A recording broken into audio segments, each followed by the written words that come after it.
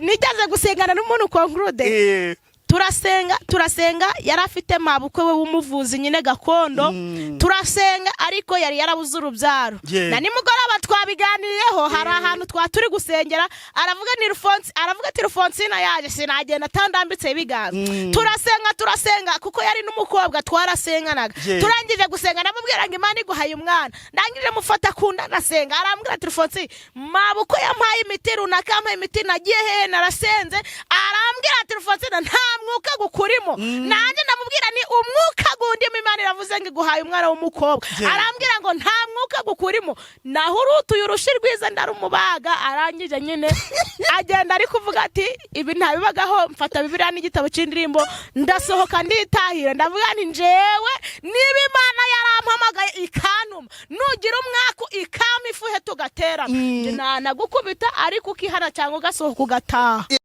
Yes, reka mbasuhuze bakunzi ba Concorde TV show aho merose mu Rwanda mu ntara enye ndetse no mu mujyi wa Kigali abari mu mahanga mwumva ikinyarwanda ndabasuhuje Imana amahoro nibane namwe kandi bahe umugisha nk'ibisanzwe ndihatuma Imana Concorde ka shimire wakanze subscribe kadushyigikira tukatuka umuryango mugari nawe ugiye kubona iki kiganiro ubwa mbere ukayikanda ngusabiye umugisha ndi kumwe na Dusabimana Alfonsina dusa Karame amakuru ni meza akuziwe ntago mperuka kuri TikTok reka da kaye njambo nakizeho tu video ntago bura ntabwo uheruka ntago mperuka mba ndi busy uvango kuyobora ikiganiro mba ndi ku editing ugasanga yewana ndahuze ku buryo umwanya wo kujya ku nyine ugasanga ndawubuze ego mukanya ndi kwivuga ndasetse ikintu kisekeje ni iki nukuntu wigeze umyango waruzi ngo Concorde ngo nizina ry'akazi nkuko bavuga ngo gitifu ngo meya ngo conseiller chef de classe cyangwa iki yego niko waruzi narenze rwose uko ari izina ry'akazi natunguwe no kureba simukadi yawe mbona amazina yose mbona ni hatuma Imana Concorde ariko ndavuga sibwo nzabaza ntago nemeye Imana igumugisha cyagara kunkandira akanyenyeri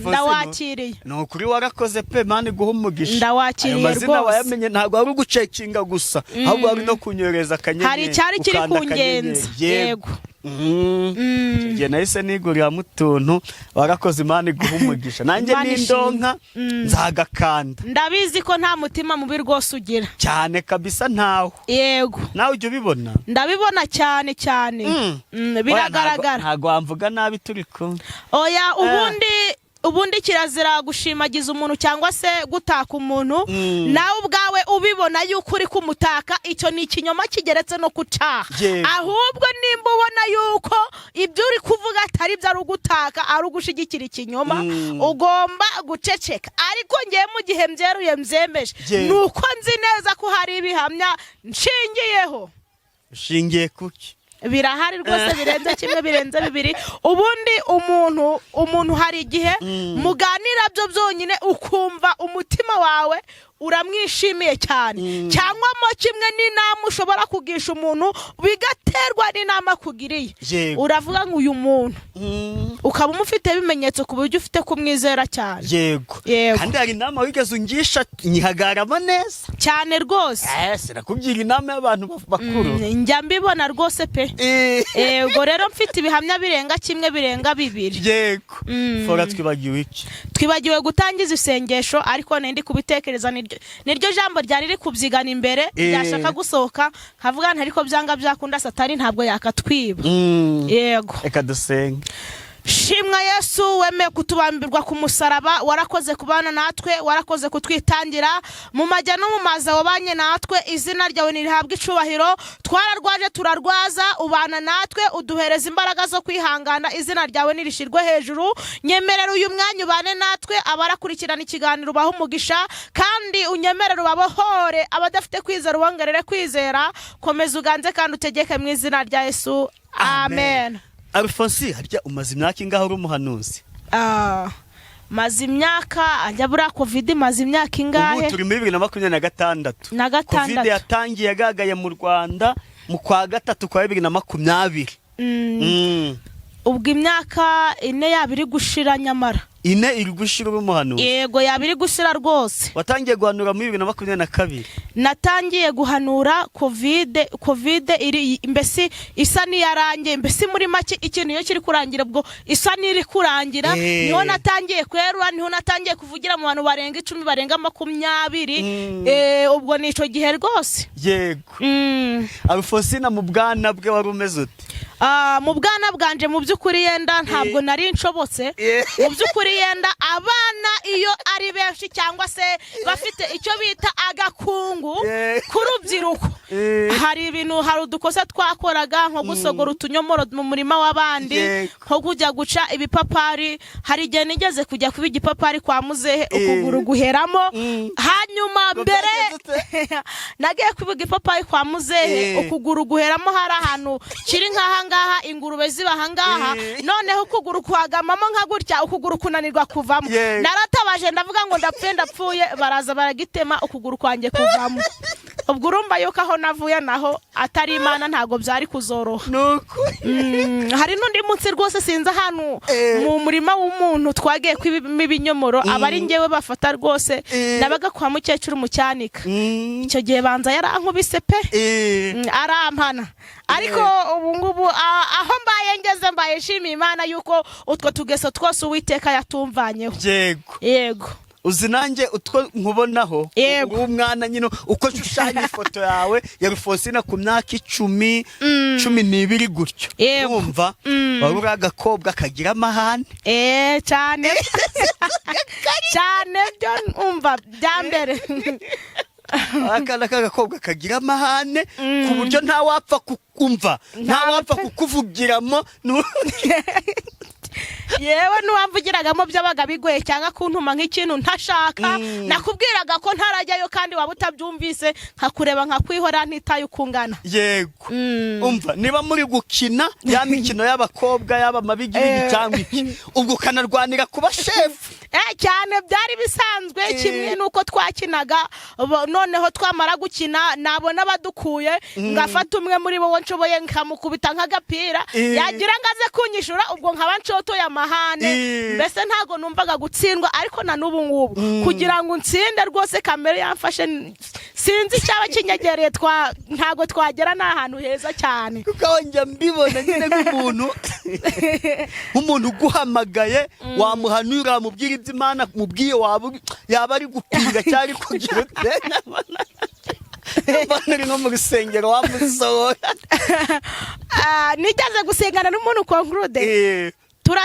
Turasenga yari afite mabukwe we w'umuvuzi nyine gakondo, turasenga ariko yari yarabuze urubyaro. Na nimugoroba twabiganiyeho, hari ahantu twaturi gusengera, aravuga ati Alfonsina yaje sinagenda tandambitse ibiganza.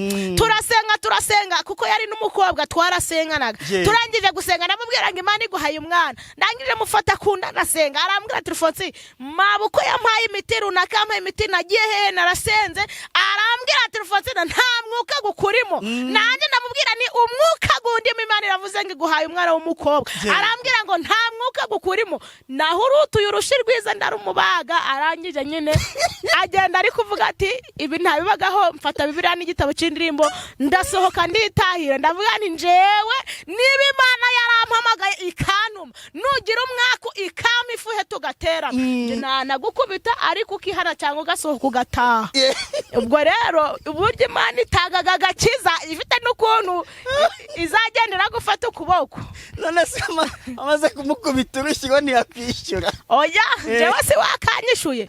Uyu mubiri mfite ntago ariwo nasanganywe rwose. Imana yambwiye ngo uzarya inyama, uzarya ifiriti n'umuceri mu mibyizi, ariko muri cyo gihe yabimbwiraga umubiri nari mfite ntago nawukubwira ngo wemere. Wabashaga kuba nagukoreye nk'ikintu wagira ngo unyirukeho ugasanga naguciyeho ntaho wamfatira. Kuko n'ahantu twapangaga nko kwiba nk'ibinyomoro cyangwa se nk'avoka, hari ukuntu yenda mbere barekaga imineke ikerera hejuru, tukajya tugenda tugasera tugasogora, wageraga ngo ugiye kunyirukaho ntiwamenyaga honyuze. Ariko none urabona ko Yesu ntako tagize, ubu ngubu urabona yuko kwiruka nabishobora, ariko twadufuti twakera ubu ntago nadusubiramo. None singe cyari kumu. Yego. Yari afite mama we nyirabukwe. ari umuvuzi wa gakondo. Yego. Uwo mukazana we yarabuze urubyaro, yari yararubuze rwose ku bwinshi, biranga cyane, biranga. Nawe murasenga n'abandi yakubwira ngo mubwire ngo ngiye kumuha umwana, nawe ati nta mani kurimo, ntacyo gupinga. Uburyo yandebye, uburyo nari mfite igihagararo, kuko njewe muri ico gihe n'abantu twasenganye muri ico gihe, njewe umwanya umwuka wera wabaga wamfashe. Bamenyaga ko umugore ufite inda ataricara aho bugufi bwanje, bamenyaga ko umuntu ufite ikibazo ubana n'ubumuga cyanga ufite ikindi kibazo atari bwegera ahantu ndabana, kuko nari isanzaga nkaja ndagenda ndafata ndakunagiririya, kandi sinakunagaga ntagukubise, naragukubitaga ntikinicaye cya mu gitondo. Niba ari nimugoroba ari mu masengesho ya nijoro, ntikinicaye rarira, naramukubise arasohoka aragenda. Nimugoroba twasubiye mu mateka, dusura amateka y'ubuzima muri icyo gihe. Nyuma yego umaze kumukubita urushi aragenda, mwari mu masengesho, mu rusengero twaturi mu masengesho, twaturi mu masengesho nyine ni nka kuno ku rusengero bashiraho groupe yo gusengera ku rusengero. Turangije nyine mbona nta nubwo ari kubyakira, none cyana gusetsa nuko bari banantumiye, nuko aho ngaho atariho nakundaga guteranira. Arangije ngira umujinya ndasohoka ndigendera ntanabwirishe. Ni wowe wese wigendera? Nahise ngenda, iwe yasohotse mbere yaje. Hashize umwanya mbona n'abandi baratuma, noneho nkoresha imbaraga na mwuka wera bikivanga. Ndangije ndavuga nti reka nigendere. Ndagenda, ubwo ndangije kwigendera, igihe kiragenda kirashira ntinagenda mubona. Ariko ejo niho twakubitanye, dusubira mu mateka. Ambwira ndi kugira yaje gutwita ryari, n'ubundi ibyo wamuhanuriye byasohoye vuba. Ibintu namubwiye ntago nibuka ukwezi twaturimo, ariko njewe ndi kwibuka yuko witariki nimba ari itariki yazinsubiriyemo nimugoroba, ariko njewe ntago byo nabyibukaga kuko sinabizirikanaga kuko nta byari ibyanjye. Yansubiriyemo itariki ambwira n'ukwezi, nari namubwiye yuko arabona ikimenyetso cyuka twite. Arangije arabivuga. Ubwo rero njewe ntago nari nkibyibuka kuko ntago nari nshibuka ngo itariki namubwiye cyangwa ngo namuhanure gute ngo gusa icyo nibukaga nuko nibukaga ko nagize kamere kukuntu mpinze ndamukubita. Ariko yaravuze ati namabu ko wiwe yarahari. Yavuze ni man ati waramvuye n'abandi baramvura, Igisenyi ndahaja, Ihehe ndahaja, ati byaranze, atari ko Rufonsine arampanuriye, atari ko mana yankubise urushi, ati numva imbavu za mu mugongo zose zirakebanye, kuko nabaga ndi mu mwuka nagukubitaga urushaho nduvanye ukumva, ariko na nubu bitakuraho yuko nshobora kuba ndi mu mwuka nabona utari kubyumva, nkaba nakubwira nabi cyangwa wabunyegereye. Nuko rwose icayi cya saa sita cyangwa cya mu gitondo cyangwa cya nijoro bikarangira ukibonye. Rero muri ibyo ngibyo ntari narangiza, ndi gushima Imana uwo nguwo yanejeje nimugoroba, twasenze ninjira mu mwuka, numva sinshaka no kurekura Imana. Ndavuga ntiburya nubwo hari abantu batagifite kwiringira, ntiburya bazagenda bagarukana babandi biringira. Nukuri pe yashimye Imana, twageze naho gusengera turapfukama, numva ashimye Imana. Aravuga ati ibintu byose Rufonsine ambwiye nibyo, ati nimba mudafite kwizera mwa bantu mwe, harimo n'abaganda, ati nimba mudafite kwizera mwa bantu mwe, ati uyu mukobwa yambwiye itariki ankubita urusha, ariko nirwo nibukaga. Ati zituma mbona uyu mwana w'umukobwa muri kubonaho, kuko uwo mwana ashobora kuba afite nk'umwana kanigisha, kuko n'umwana ushoboye kugenda, ubwo uri kumva Yesu nta kuntu atagize.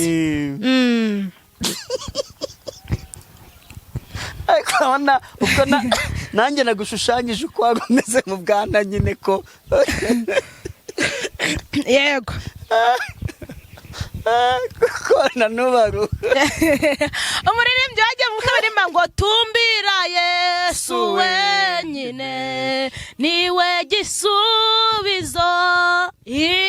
Nukuri pe ngewe buriya no mu rugo pe papa yakundaga kuvuga ati ariko mana niba uyu nguyu baramubyaye, ariko mama we yarambwiye ati rwose nakubyaye ndi kugenda ariko bikomeye bitunguranye, ati no mpamvu nakwise dusaba Imana, ati koko nasabaga Imana ngayibwira ngo iyi nda nivuka amahoro nkaba muzima n'umwana akaba muzima, nzagushima kuko ndi n'umwana bambwiraga yuko n'uwabaga mfashe narwanyirizaga guhumagura, banyegereza umwana nkaja ndasunika ndigira hirya, nabona mama fashe n'undi mwana yambwiraga yuko narwanyizaga gusunika uwo mwana ngo abari njafata. Ubwo rero kumba amahane nagavanye mu nda ya mama na mwuka wera. Ubwo uri kumva Yesu hari ukuntu yabibonye aravuga ati reka ngutize kuko ibyawe ejo bundi ntago byaba ari byiza. Njya mbona turi gukora nk'ikiganiro nkabona nkurambiye wakwihagurukira. Njyewe cyakoze mu by'ukuri buriya sinzi n'impamvu. Hari igihe nari nyoboye murangire kandi ndi vice perezida wa korari, umuvugabutumwa. Ubwo habaga hariho amategeko avuga ngo nta muyobozi wemerewe gutaha abandi bayobozi batarataha. Njyewe nageraga igihe nari mfite igihe runaka ijambo ry'Imana warabwirizaga nakumva utari kumfasha, ngafata ibitabo by'abayobozi na Bibiliya yanje nkitahira. Ejo mbarema inama bavugaho nkaba nka gutya ngahita mbakubita ikibazo kiratuma bya bindi babivaho. Ubwo rero burya Imana iguhaga, mbese muri make Imana iguhaga impano ikagutegura nuko uzayikoresha, kandi Imana iguhaga mwuka wera ikagutegura nuko uzayikoresha. Nukuri reka nkubwiza ukuri, bitewe n'abana twahanaga cyangwa se twakubitaga, hari benshi bavuze ati Alphonsine ntago yakijijwe kuko no kwishuri najyaga kwiga ninde munyeshuri birukanye na Alphonsine. Nabaga nateye agapasi rwose nambaye neza, nakumva barambwiye ngo tebeza cyangwa ngo kora isuku wakesheje, nkumva mu buzima ntibibaho, ngafata ibage ngakata nkongera ngisubirira mu rugo kuko numvaga ngiye mu buzima singomba kwikomplika. Sinzi inyamaswa ngo yari kugenda umusobanuza aravuga ngo akuna matata, nta mpamvu yo kwikomplika. Nanjye sinikomplikaga kandi na n'ubu ngubu mu buzima busanzwe ntago nikomplika. Kubwiza inane na rimwe cyangwa se nkakubwiza ukuri tukabana mu mahoro cyangwa ukahava hakinjiramo abandi. Yego reka tujye mu nyajambo ry'Imana gatabona uncitse. Abona ucitse ukigende. Imana ishimwe cyane kandi Imana ihabwa icubahiro. Umuririmbyi we yaravuze ngo mwijuru imbere y'Imana afite umuntu mvugira ngo kandi ni umukuru w'abatambyi ngo yitwa Rukundo. Reka dusome igitabo cyo Kuva ibice ni 14 umurongo wa 13 n'uwa 15. Kadusome mu izina rya Yesu. Iri jambo ni ryawe kandi ni iryanjye. Mose asubiza abantu ati mwitinya mwihagarare gusa murebe agakiza Uwiteka ari bubazanire uyu munsi, kuko abanyagiputa mwabonye uyu munsi mutazongera kubabona ukundi. Uwiteka ari bubarwanirire namwe mwicecekere. Uwiteka abaza Mose ati niki gitumye untakira? Bwira Abisiraheli bakomeze bagende. Amen. Imana ishimwe cyane kandi habwe icubahiro. Ngo Mose yasubije abantu ati mwitinya mwihagararire ngo murebe ukuntu Uwiteka agiye kubazanira agakiza. Iki ngiki cyari igihe rata abanyamasengesho bari basenze bamujije gusenga bananirwa mu rugendo. Iki ni cyagiye cyawe udukurikiriye wahuye n'ibibazo unanirwa mu rugendo, kwihangana birakunanira, ubona yuko ibigeragezo bikunesheje, ngo Uwiteka yavuze ngo witinya ngihagararire ngo urebe agakiza, ngo urebe imbaraga agaruye ku buzima bwawe. Hari igihe urwana n'intambara ugatsindwa, ariko munyamasengesho ntukemere kuneshwa, ntukemere gutsindwa, ahubwo uzaharanire guhora utsinda, uzaharanire guhora unesha. Ngo Uwiteka arangije abaza Mose ngo niki gitumye untakira? Ngo bwira Abisiraheli bakomeze bagende. Hari igihe ufata umuntu mugasengana ariko ukumva amaganya n'agahinda ntibiri gushira, ukumva akomeje gutaka isaha n'isaha buri munsi, ukumva guhoza ku nkete yo gusengera icyo kintu.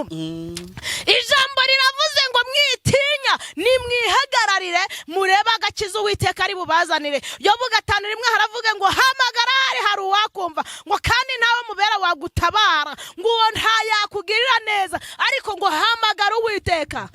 Imana abaje Mose ngo ufite iki mu ntoki? None niba nawe hari icyo ufite mu ntoki, niba hari itangiriro ufite ryo gusenga, guma ku gakiza ukomeze usenge. Ko nkuru demperutse kubwira umuntu nabi ashobora kuba ari wo munuza nimba ari wo mu gihe gihugu Saudi Arabia.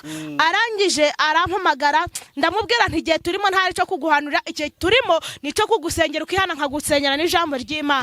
Aranje arambwira ngo none singo sura umuhanuzi, ndamubwira nti ndi umuhanuzi ariko umva ibyo nkubwiye wimpata muzo ntashaka, tuza kuvugana nabi. Ndamubwira ngo Imana yabajije Mose ngo niki ufite mu ntoki? Mose arangije yerekana inkoni.